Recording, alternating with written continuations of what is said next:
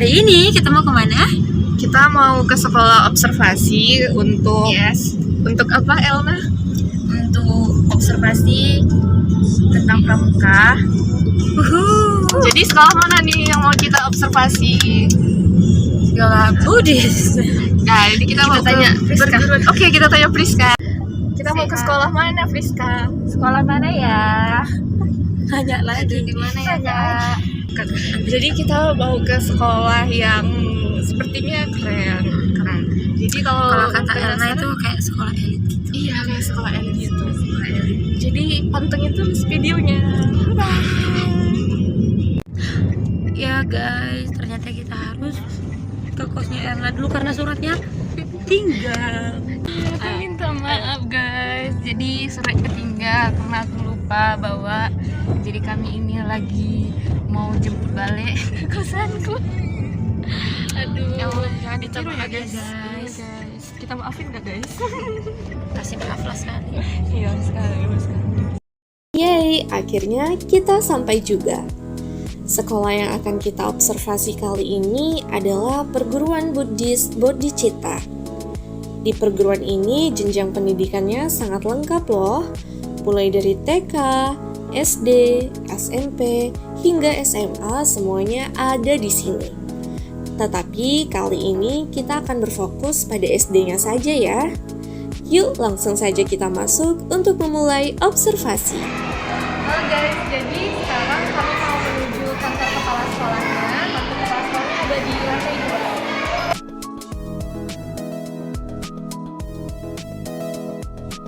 2. Setelah mewawancarai kepala sekolah, kami langsung menuju ruang penyimpanan peralatan pramuka. Sebagian peralatan yang disediakan oleh sekolah ternyata sudah dibagikan ke siswa, sebagian lagi disimpan oleh pembina, dan yang tersisa adalah yang dapat kita lihat pada saat ini. Di ruangan ini kita bisa melihat ada peluit, tali peluit, buku SKU, bendera semafor, dan karung goni. Sayang sekali hari ini kita tidak bisa bertemu dengan pembina pramuka secara langsung. Tetapi jangan khawatir teman-teman, karena kita akan tetap mewawancarai beliau secara daring. Jadi pantengin terus ya videonya. Baik, jadi tadi kita sudah melakukan observasi ke sekolah dan kebetulan pembina yang bertanggung jawab atas kegiatan pelaksanaan pramuka di sekolah tersebut sedang tidak bisa diwawancarai secara langsung. Oleh karena itu, sekarang kita akan mewawancarai beliau secara virtual melalui room Zoom meeting ini. Halo, selamat malam Kak Neze. Selamat malam, Assalamualaikum. Waalaikumsalam Kak. Baik Kak, sebelumnya ya Kak, Suara Kakak terdengar tidak? terdengar dengan jelas Kak. Baik Kak, mungkin bisa kita mulai ya Kak. Sebelumnya kami mengucapkan terima kasih kepada Kak Neze yang sudah meluangkan waktunya untuk menghadiri Zoom meeting pada malam ini untuk melakukan wawancara dengan kelompok kami.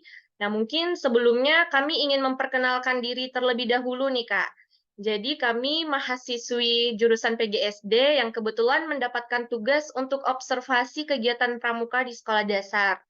Dan di kelompok kami sendiri itu terdiri dari 4 anggota. Yang pertama ada saya sendiri, Gita Puspitasari. Kemudian ada Perkenalkan, saya Elna Triani Brutarigan. Dan saya Friska Amelian Duru, Kak. dan satu teman sekelompok kami lagi kebetulan belum masuk, mungkin nanti menyusul, Kak. Nah, baik, mungkin kita langsung ke pertanyaan wawancaranya ya. Nah, untuk wawancaranya saya persilahkan kepada Elna untuk memberikan pertanyaan kepada Kak Neze. Baik, terima kasih kepada rekan saya Gita. Jadi saya di sini izin bertanya kepada Kak Desi, apakah ada program terstruktur dalam pelaksanaan kegiatan ekstrakurikuler pada pramuka ini, Kak? Oke, untuk program terstruktur itu sebenarnya belum ada karena ini tahun tadi yang kakak sampaikan bahwasanya di SD Budi Cita ini tahun pertama mereka berpramuka, namun orang kakak itu sudah buat RPP juga. Buat RPP-nya itu bukan RPP kayak kita biasa kayak PLP ya, tapi memang RPP kayak jam segini lebih ke rundown sebenarnya, rundown orang kakak mau ngapain, materinya ngapain aja setiap minggu pertemuan itu gitu. Nah jadi itulah pedoman orang kakak untuk mengajarkan mereka soal pramuka. Nah untuk program terstrukturnya tadi memang belum ada gitu kan, karena itu tadi tahun pertama, jadi ini masih merintis, masih melihat begitu kan gimana reaksi anak-anak terhadap pramuka. Lagian juga orang kakak tidak ada tempat untuk berdiskusi di sekolah karena memang dari gurunya, kepala sekolahnya juga masih belum mengenal apa itu pramuka. Dan kalau orang kakak minta solusi seperti ini bu, seperti ini bu, dan pastinya orang ibu-ibu yang ada di sekolah tersebut tetap menyerahkan ke orang kakak mana yang lebih terbaik seperti itu. Jadi untuk program strukturnya belum ada. Itu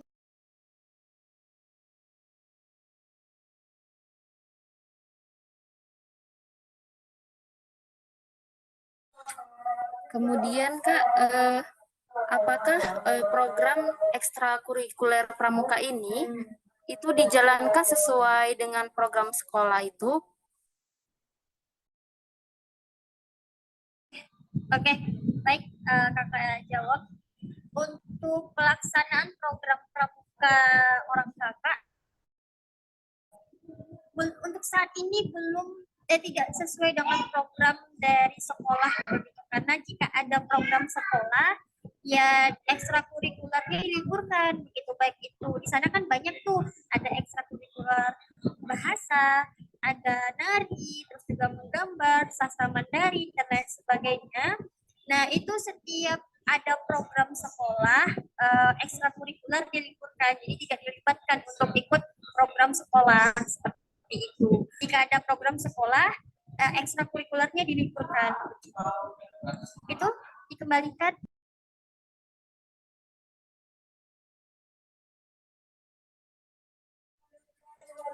Baik, terima kasih atas jawabannya Kak. Mungkin itu saja pertanyaan dari saya.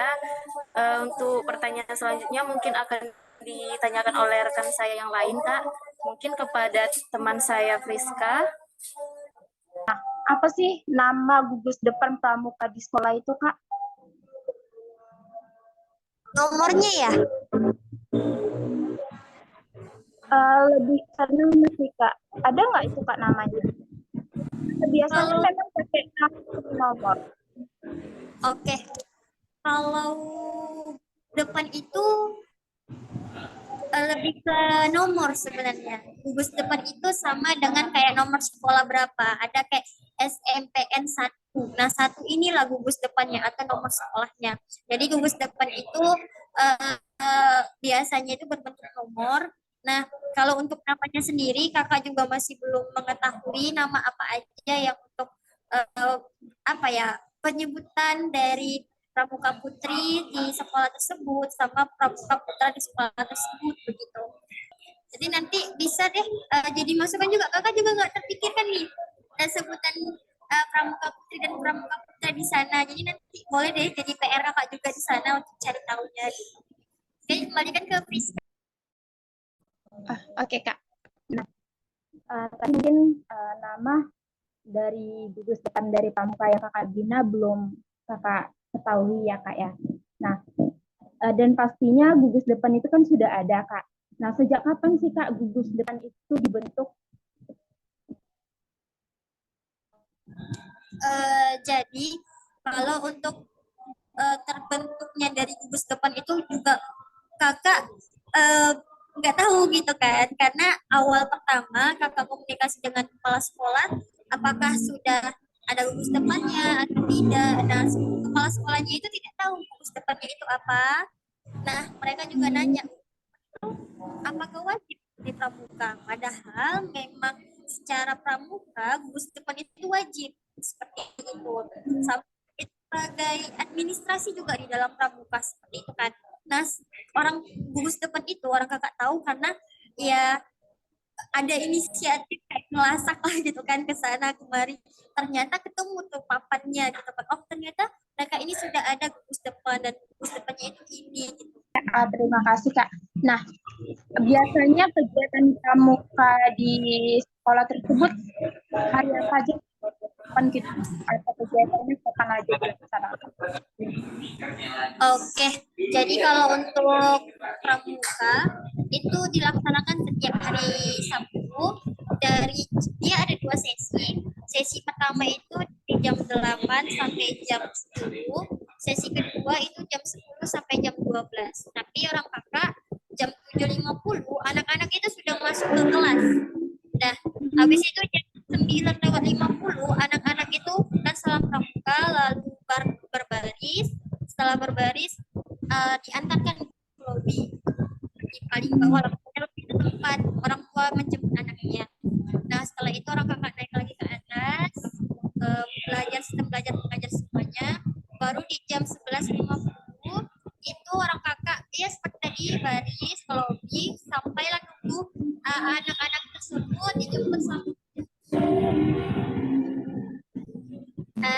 sama orang tuanya. Biasanya orang kakak nunggu di sekolah itu sampai jam 1. Itu dikembalikan ke Priska. Oke, terima kasih Kak. Mungkin cuman cukup segitu pertanyaan dari saya. Selanjutnya mungkin bisa saya serahkan kepada rekan saya Gita. Kepada Gita, dikembalikan. Baik, terima kasih Friska. Selanjutnya saya yang akan bertanya ya Kak ya. Nah mungkin pertanyaan dari saya, tadi kan kelompok kami sudah melakukan observasi prasarana dan sarana yang disediakan oleh sekolah ya Kak. Nah kemudian yang dikasih tunjuk ke kami itu ada tali peluit, kemudian ada peluitnya, ada buku SKU, kemudian ada juga bendera semafor. Nah, menurut Kakak, apakah peralatan yang disediakan oleh sekolah itu sudah cukup memadai untuk melaksanakan latihan pramuka di sekolah? Oke, berarti yang dikasih tunjuk ke orang kita peluit, SKU dan juga bendera semafor. Sebelumnya juga orang kakak itu minta stoknya itu masing-masing anak satu stok saja, dan untuk jumlah anak itu keseluruhan dari kelas A sampai kelas D itu 141 anak putra putri dan gabung. Terus juga untuk bendera semafor itu orang kakak juga minta 2 pasang, itu ya sepasang untuk 1 anak gitu kan. Jadi 141 dikali 2 bendera seperti itu kan. Dan itu sudah ada gitu. Nah mungkin memang itu perlihatkan yang seperti yang itu aja. Terus juga ada bendera cikal, orang kakak minta juga dikasih, udah dibeli juga. Terus juga ada tali pandu untuk pioneering, itu juga sudah dibeli sama kepala sekolahnya. Terus juga SKU dan peluit itu, SKU itu dibeli untuk anak-anak dan itu dikasih ke anak-anaknya. Jadi nggak sistem dibalikan lagi. Terus juga peluit itu juga dikasih ke anak-anak dan nggak dikembalikan lagi gitu. Udah jadi apa ya? Bukan jadi inventaris dari sekolah seperti itu. Nah untuk dilihat dari peralatan dan dibandingkan sama teman-teman yang ngajar pramuka di sekolah-sekolah lain itu terbilang baik lah di Pricita ini.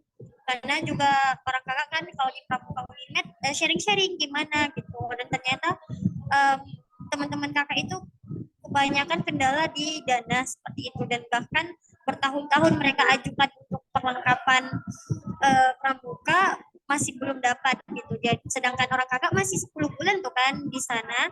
Jadi itu sudah dapat gitu. Nah, jadi dipertimbangkan sama sekolah-sekolah lain itu udah cukup baik gitu untuk peralatannya gitu. Oke, dikembalikan ke. Nah, kalau untuk SD sendiri itu mulai kelas berapa ya, Kak, yang dihimbau untuk mengikuti kegiatan pramuka? Oke, kalau untuk SD itu hanya kelas 6. Kelas 6 itu ada 4 kelas. Ada A, B, C, D, dan D. Belum di ini lah. Berarti hanya kelas 6 ya, Kak, yang mengikuti kegiatan pramuka di sekolah ini. Nah, mungkin pertanyaan terakhir nih, Kak. Kira-kira manfaat atau tujuan apa sih yang ingin dicapai dari kegiatan ekstrakurikuler pramuka ini?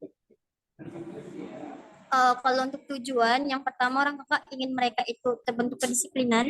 Yang kedua itu orang kakak kepengen mereka itu adanya muncul timbul rasa kekeluargaan. Karena mereka itu masih belum ada rasa kekeluargaan, meskipun sesama teman pun juga mereka masih ada perhitungan gitu kan.